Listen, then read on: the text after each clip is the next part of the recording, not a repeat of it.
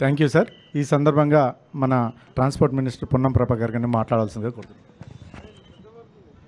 వేదిక మీద ఉన్నటువంటి పెద్దలు, డిప్యూటీ ముఖ్యమంత్రి, ఆర్థిక శాఖ మంత్రి బట్టి విక్రమార్క గారికి, రోడ్లు భవనాలు, రాష్ట్ర రోడ్డు రవాణా అంటే అన్న బస్సు రోడ్డు వేస్తే మన బస్సు నడుస్తుంది, అటువంటి రవాణా రోడ్డు శాఖ మంత్రులు అవినాభ సంబంధం. ఎందుకంటే అంతే కదా, అన్న అదే చెప్పిండు, రోడ్డు ఉంటేనే బస్సు పోతుంది, పైసలు ఉంటేనే మేము కూడా పైసలు ఇవ్వాలి, మాకు కూడా పైసలు రావాలని ఫైనాన్స్ మినిస్టర్.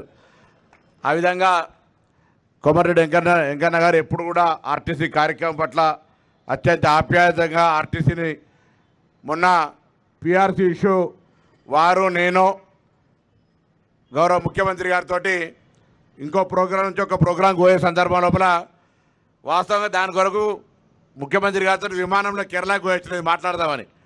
కానీ ఆ రోజు మాట్లాడడంలో నాకేం ప్రోగ్రాం లేకున్నా ఆర్టీసీ కార్మికుల అంశం మాట్లాడదామని వారికి ప్రోగ్రాం ఉంటే కేరళ దాకా పోయినా, కానీ మాట్లాడడం వీలు కాలే. ఆ రోజు డిఫరెంట్ ఇష్యూస్ వచ్చినాయి. కానీ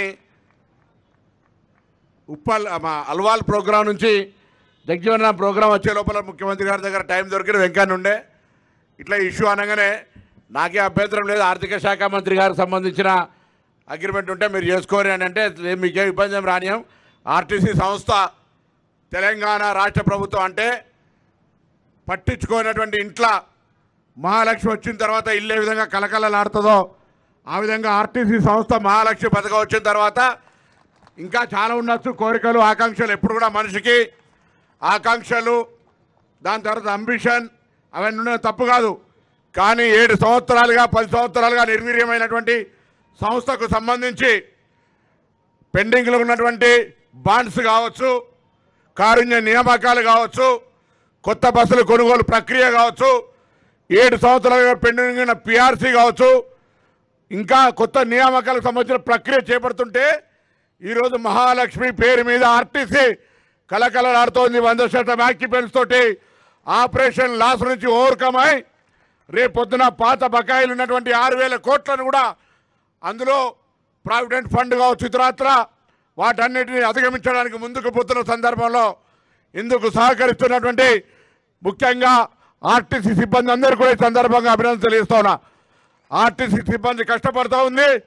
రాష్ట్ర ప్రభుత్వం నుంచి ముఖ్యమంత్రి గారు, ఉప ముఖ్యమంత్రి గారు, క్యాబినెట్ అందరూ కూడా నిండు మనసుతోటి ఆర్టీసీ అంటే పేద ప్రజలు ప్రయాణించేటువంటి బస్సు, అందులో పనిచేసేటువంటి కార్మికుల సంక్షేమం, సంస్థ పరిరక్షణ అనే ముఖ్య అంశాల మీద యొక్క సిద్ధాంతంగా నడుస్తూ ఉన్నాం.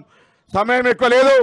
పెద్దల వారికి హృదయపూర్వకంగా ధన్యవాదాలు చెప్పి ఈరోజు కొత్తగా మరి ఎలక్ట్రికల్ బస్సుల్ని, నాన్ ఏసీ బస్సులు మహాలక్ష్మికి ఇంకా ఇబ్బంది ఉండొద్దు అనే దాని మీద ఇలా తీసుకొని వచ్చినాం.